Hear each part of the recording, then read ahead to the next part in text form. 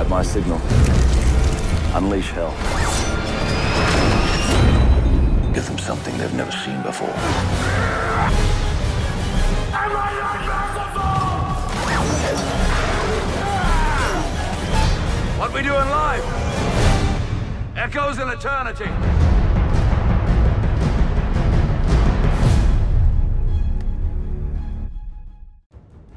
Rim gladiatorlari.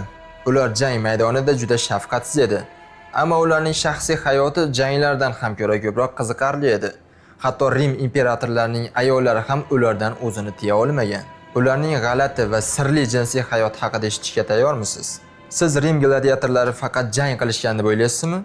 Yo'q, ular jang maydonidan, ya'ni arenadan tashqarida ham faol bo'lishgan. Tasavvur qiling, siz Rim gladiatorsiz. Jang, qon, shon-shuhrat. Lekin bu yerda bir sir bor. Ular faqat jang maydonida emas, boshqa joylarda ham yutqazmagan. Gladiatorlar qadimgi Rimning qahramonlari bo'lishgan va odamlar ularning janglarini katta ishtiyoq bilan tomosha qilishgan. Shu bilan birga jamiyatda ularga nisbatan qarama-qarshi munosabat bo'lgan, chunki ular avval qullar edi, keyin esa jangchilarga aylanishgan. Ko'plab ayollar ular bilan jinsiy aloqa qilishni yoki hatto terlarini hidlashni xohlashgan, chunki bu ma'lum darajada jozibadorlik, afrodiziak hisoblangan. Gladiatorlar yovvoyi va kuchli jangchilar bo'lishgan. Jamiyatdagi mavqelari tufayli ular jinsiy istakni qondirish uchun juda ma'qul ko'rilgan. Gladiatorlarning jinsiy hayoti juda qiziq bo'lib, unda o'ziga xos sirli va g'alati jihatlar mavjud edi. Bunga oid ma'lumotlarni biz qadimgi jinsiy grafitlar, arxeologik topilmalar va o'sha davr mualliflarining asarlari orqali bilib olamiz. Gladiatorlarning jinsiy hayoti qanday bo'lgani haqida ko'plab dalillar mavjud va biz sizlarga ularning shaxsiy hayotiga oid qiziqarli hikoyani taqdim qilamiz.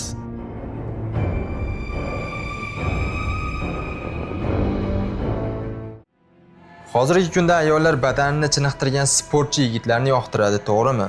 Lekin qadimgi Rimda bu modellar, bu gladiatorlar edi. Ularning tanasi, jasorati va hattoki ularning terlari ham ayollarni o'ziga tortgan.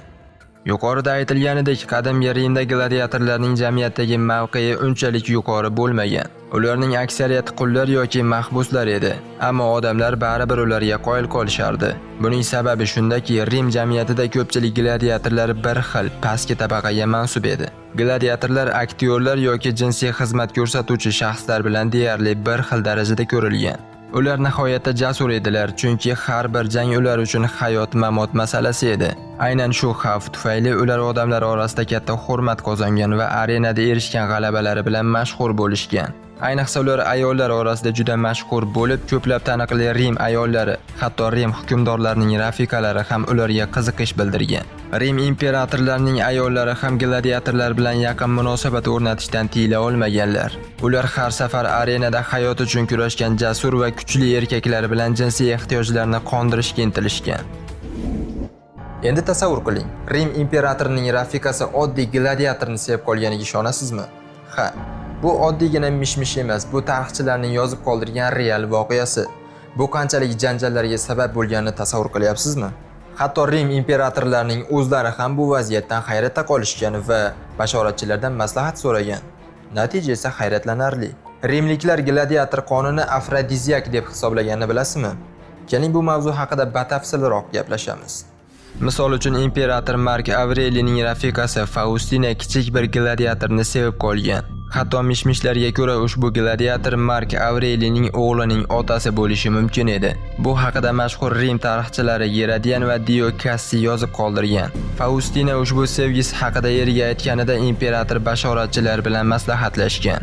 Ular imperatorga gladiatorni qatl etishni va qoni Faustinaning ustiga tomchilanishini maslahat berishgan. Shu yo'l bilan Faustinaning gladiatorga bo'lgan ishtiyoqi yo'qolib, u yerga qayta yaqinlik hissini tuyish kerak edi. Bu holat Rimliklarning gladiator qoni omad keltiradi va kuchli jinsiy afrodiziakdir degan e'tiqodini yana bir bor tasdiqlaydi. Bilasizmi, ba'zi imperatorlarning farzandlari ham haqiqatan ham gladiatorlarning bolalari bo'lishi mumkin degan taxminlar bor. Hatto keyingi imperatorlardan biri Kammot ham aslida gladiatorning o'g'li bo'lishi mumkin degan taxminlar bor. Chunki u haqiqiy hukmdor bo'lishni o'rniga gladiator janglarida qatnashishni afzal ko'rgan. Lekin u boshqalardan farqi shunda ediki, u kuchli gladiatorlar bilan emas yoki nuqsoni bor gladiator yoki hayvonlar bilan kurashgan. Bundan tashqari Rim imperatorining rafiqalari ham gladiatorlarga boshqacha nazar solgan. Misol uchun Messalina. U nafaqat gladiatorni sevgan, balki ulardan birini o'limdan saqlab qolgan.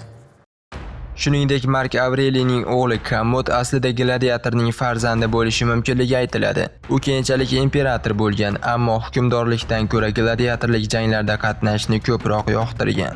Uning janglari asosan jismoniy nuqsoni bo'lgan gladiatorlar yoki hayvonlarga qarshi bo'lgan. Bundan tashqari imperator Klavdiyning rafiqasi Messalina ham haddan tashqari jinsiy maylga ega bo'lib, uning sevgililari asosan gladiatorlar bo'lgan. Uning gladiatorlarga bo'lgan qiziqishi shu qadar kuchli ediki, bir jangda mag'lub bo'lib o'limga mahkum qilingan gladiatorni o'limdan qutqarib qolgan. Bu uning gladiatorlarga bo'lgan ishtiyoqini qanchalik kuchli bo'lganligini ko'rsatadi. Albatta, Messalina o'limdan qutqarib qolgan gladiator uning sevgilisi edi. Shuning uchun uning haqiqatan ham juda omadi chopgan edi. Tasavvur qiling, bugungi kunda kimdandir chiqqan ter yoki qon afrodiziak sifatida ishlatilsa, bu g'alati tuyuladi, to'g'rimi? Afrodiziak bu jinsiy xohishni kuchaytiradigan narsa. Gladiatorlardan chiqqan ter yuzga surtilgan, ularning qoni esa ichilgan. Rimda bu narsalar odatiy hol bo'lgan. Bugun bunday urf-odatlar aqldan ozgandek tuyulishi mumkin, lekin Rimda o'sha paytda bu narsalar mashhur edi. Ammo bu joziba har doim ham baxt keltirmagan, ba'zan oilaviy muammolarga ham sabab bo'lgan. Gladiatorlarning jozibadorligi shunchalik kuchli ediki, hatto ularning teri va qoni ham qimmatbaho va qadrlangan narsalar hisoblangan. Ularning teri suyuqligi jinsiy afrodiziak sifatida ishlatilgan va parfyum sifatida ham sotilgan. Shuningdek, bu suyuqlik ayollar terisini parvarish qilish uchun ham ishlatilgan. Hatto katta idishlarda sotilgan suvenir mahsulot sifatida ham qadrlangan. Gladiatorlarning qoni ham afrodiziak deb hisoblangan va kelin-kuyovlarning to'y kechasida maxsus marosimlarda qo'llanilgan. Masalan, kelin gladiator qoni bilan qo'llangan qilich bilan sochini ajratgan. Rimliklar bu uzoq va baxtli nikoh keltiradi deb ishonishgan. Ularning teri va qoni jinsiy istakni oshiradi deb hisoblangan. Masalan, gladiatorlarning teri chang va zaytun yog'i bilan aralashtirib maxsus afrodiziak tayyorlangan. Bugungi kun nuqtai nazardan bunday urf-odatlar g'ayritabiiy yoki hatto aqlsizlik tuyulishi mumkin. Biroq qadimgi Rimda bu xayrli va omad keltiruvchi urf-odatlar sifatida qabul qilingan. Ayollar bu orqali baxtli nikoh va ko'p farzandli bo'lishga umid qilishgan. Ammo ba'zi hollarda gladiatorlar baxt emas, balki oilaviy muammolarni keltirib chiqarish ham mumkin edi. Ayniqsa ular hurmatli rimlik erlarning ayollari bilan yashirin munosabatlarda bo'lishsa. Gladiatorlar nafaqat arenada jangchilar edi, balki shaxsiy hayotlari bilan ham mashhur bo'lishgan. Masalan, Antiox ismli gladiator va uning sevgilisi Kitara haqida yozilgan graffiti ularning oddiy inson ekanligini ko'rsatadi. Bu yozuvlarni kim yozganligi esa jumboq. Haqiqatan ham muxlislar hayajon bilan yozganmi yoki gladiatorlarning o'zi o'z nomini ulug'lashga harakat qilganmi? O'sha paytda gladiatorlar ham e'tibor markazida bo'lishni xohlashgan. Xuddi hozirgi sportchilar singari, ya'ni men singari. Pompey shahrida olib borilgan arxeologik qazilmalar davomida topilgan graffiti gladiatorlarga bo'lgan munosabat haqida qiziq ma'lumotlar beradi. Masalan, bir graffiti shunday yozuvni o'z ichiga olgan. Florens 7-legionning faxriy askari shu yerda edi. Ayollar uning kelganidan bexabar edi. Atigi 6 ayol bu haqida bilardi. Bunday kuchli erkak uchun bu juda oz. Bu yozuv gladiatorlarning qadimgi Rim jamiyatidagi o'rnini va ular atrofidagi shov-shuvli hayotini yaqqol aks ettiradi. Pompey shahridagi yana bir graffiti shuni ko'rsatadiki, Antiox ismli gladiator o'z sevgilisi Kitara bilan shu yerda vaqt o'tkazgan. Bu esa gladiatorning shaxsiy hayoti bo'lib, ular ham sevgilisi bo'lgan oddiy odamlar ekanligini isbotlaydi. Bundan tashqari qadimgi devor yozuvlarida shunday jumlalar ham uchraydi. Frakiyalik keladus barcha qizlarning zavqi. Frakiyalik keladus qizlarni ingratadi. Bu kabi yozuvlar gladiatorlarning qanchalik mashhur bo'lganligini va ayniqsa ayollar orasida katta e'tiborga ega ekanligini tasdiqlaydi. Bunday yozuvlarni kim yozgani aniq emas. Ba'zi tadqiqotchilar buni odamlar yozgan deb hisoblasa, boshqalar esa gladiatorlarning o'zi o'z nomini ulug'lash uchun yozgan deb taxmin qilishadi. Gladiatorlarning jismoniy kuchi va shaxsiy tajribasi ularni nafaqat arenada, balki jamiyatda ham keng qadrlangan shaxslarga aylantirgan. Ko'plab zodagon ayollar ularni shaxsiy qo'riqchi sifatida ham yollagan. Ammo ba'zi hollarda qo'riqchilikdan ham ortiq narsalar bo'lishi mumkin edi. Boy Rim ayollari gladiatorlar bilan bir kechani o'tkazish uchun hatto katta miqdorda pul to'lagan. Ularning mushakdor va kuchli ko'rinishi ayollarni o'ziga jalb qilgan. Biroq gladiatorlar uchun bu hamisha oson bo'lmagan. Ularning jangovar ruhiyatini saqlash uchun tanasining ba'zi joylariga halqalar o'rnatilgan. Bu esa har qanday yaqinlikni og'riqqa aylantiradi. Gladiatorlar jang san'atida mahoratli, bo'yni uzun, ozg'in, mushakdor va jismonan baquvvat erkaklar edi. Shu sababli ular ayollar orasida katta mashhurlikka ega bo'lishganligi tabiiy. Gladiatorlar shaxsiy qo'riqchi sifatida ham ishlagan. Jismoniy kuchi va jangovar tayyorgarligi sabab ko'plab Rim zodagon ayollari ularni shaxsiy qo'riqchi sifatida yollashgan. Bunday ish odatda nafaqaga chiqqan yoki yaxshi tayyorlangan sobiq jangchilar tomonidan amalga oshirilgan. Bu muvaffaqiyatli biznes bo'lib, Rimning yuqori tabaqasidagi shaxslarni himoya qilish bilan bog'liq edi. Biroq gladiatorlarni yollash faqat qo'riqchilik uchun emasdi. Boy Rim ayollari gladiatorlarni faqat sayohatlarda himoya qilish uchun emas, balki boshqa maqsadlar uchun ham tanlashgan. Gladiatorlar bir kechaga maxsus yo'nalish ham mumkin edi.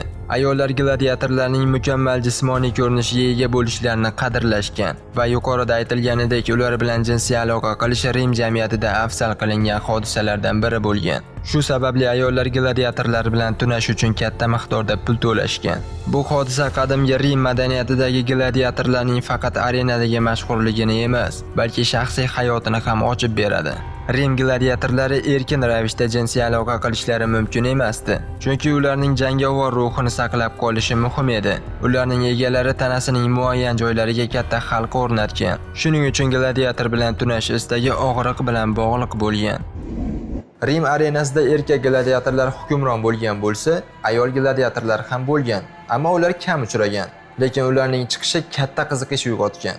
Ayol gladiatorlar erkaklardan farqli ravishda ular ochiq kiyingan va ularga dubulg'a taqish majburiy emasdi. Bu esa ularning go'zalligini yanada yaqqol ko'rsatadi.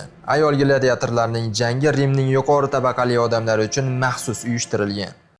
Ayol gladiatorlar erkak gladiatorlar kabi keng tarqalgan emas edi. Ular gladiator janglarida qatnashish imkoniyatiga ega bo'lgach, bu faoliyat ayollar uchun taqiqlangan. Ayol gladiatorlar juda jozibali va seksual ko'rinishda bo'lgan. Ular erkak gladiatorlarning tunikalari o'rniga belbog'li matolar kiyishgan. Go'zalliklarini ko'rsatish uchun ular dubulg'a taqmagan. Shuningdek, chiroyli yuzlari va soch turmagi ochiq holda bo'lgan. Ayol gladiatorlarning janglari Rim zodagonlari uchun eng katta ko'ngilochar tomoshabinlardan biri bo'lib, ko'pincha xususiy ziyofatlarda namoyish etilgan. Gladiatorlar arenadagi asosiy faoliyatidan tashqari jinsiy aloqani pul topishning yana bir yo'li sifatida ham ko'rishgan. Shu sababli ular Rimning badavlat ayollari uchun turli xizmatlarni ko'rsatgan va o'z tanalarini sotgan. Eng go'zal gladiatorlar qadrlangan va jangchilarning tanlanishida ham ularning tashqi ko'rinishi muhim rol o'ynagan. Yuzining xunukligi gladiatorning jinsiy jozibasini yo'q qilgan. Go'zallik esa jangchilarning og'riq va o'lim xavfi bilan duch kelayotganini aks ettirgan. Rim shoiri Yuvenal o'z satrlarida ayollarni tanqid qilgani uchun misoginiyada ayollarga nisbatan nafratda ayblangan. U ayollarni juda axloqsiz deb hisoblagan va do'stining bunday ayollardan biriga uylanishni to'xtatmoqchi bo'lgan. U o'z asarida Epa ismli Rim senatori xotinining erini tashlab gladiator bilan ketgan hikoyasini yozgan. Epa ismli ayol gladiator Sergius bilan birga bo'lish uchun dunyodagi barcha boyliklarni tark etdi va u bilan Misrga jo'nab ketdi. Boshqa nuqtai nazardan qaraganda bu haqiqiy muhabbat haqida ilhomlantiruvchi hikoya bo'lishi mumkin edi, ammo Rim shoiri uchun bu yovuz ayolning hikoyasi edi. Gladiator janglari nafaqat o'lim va kurash, balki ehtiros va romantikaning manbai edi. Avidining yozishicha, arena bu muhabbat topish uchun ideal joy hisoblangan. Zodagon ayollar jangchilarga qiziqish bildirgan. Bu esa erlar o'rtasidagi rashkni kuchaytirgan. Hatto Rim imperatori Avgust ham ayollarning gladiatorlarga bo'lgan ishtiyoqini pasaytirishga harakat qilgan.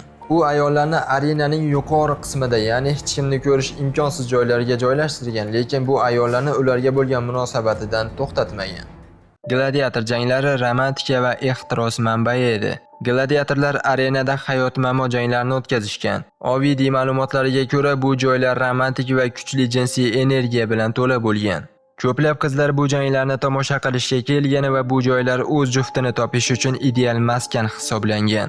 Ayniqsa zodagon ayollar gladiatorlarga katta qiziqish bildirgan. Ularning turmush o'rtoqlari esa shu bois qattiq rashk qilgan. Rim imperatori Avgust ayollarning gladiatorlarga bo'lgan yaqqol jinsiy ishtiyoqini pasaytirish uchun ularga yuqori qatordagi joylarni ajratib bergan. Ammo bu deyarli hech qanday natija bermagan. Ayollar baribir ularni kuzatishdan to'xtamagan. Ular bilan nos-karashma qilishdan va keyinchalik jinsiy munosabatlarga kirishgan. Gladiatorlarning o'sha davrdagi mashhurligini bugungi kunning eng mashhur sport yulduzlari bilan solishtirish mumkin. Ularning hayoti uzoq davom etmagan, ammo tajribalar, hayajon va juda ko'p ehtirosli munosabatlarga boy bo'lgan. Boy Rim ayollarining gladiatorlarga bo'lgan munosabati, ular bilan qanday munosabatlarda bo'lganligi haqida siz ma'lumot oldingiz. Ularning jinsiy hayotidagi ba'zi tafsilotlar bugungi kunga qaraganda g'alati tuyulishi mumkin, ammo bu gladiatorlar har kuni hayot uchun kurashgan va ehtiros munosabatlar davri uchun odatiy hol edi. Xo'sh, siz qanday fikrdasiz? Gladiatorlar haqiqatan ham qadimgi Rimning super yulduzlari bo'lganmi yoki bu mashhurlik shunchaki afsonami? Shu yerda to'xtamaymiz, o'z fikringizni kommentariyada qoldiring. Eng to'g'ri fikrni men keyingi videoda nasib bo'lsa ekranda ko'rsataman. Agar video sizga yoqqan bo'lsa like bosing. Bu gladiatorlarning yutug'iga sizni qo'shgan hissangiz bo'ladi. Obuna bo'lish esa Rim arenasidagi eng shov-shuvli janglarni o'tkazib yubormaslikning eng asosiy yo'li. Keyingi videoda sizni bundan-da hayratlanarli faktlar kutmoqda. Ko'rishguncha.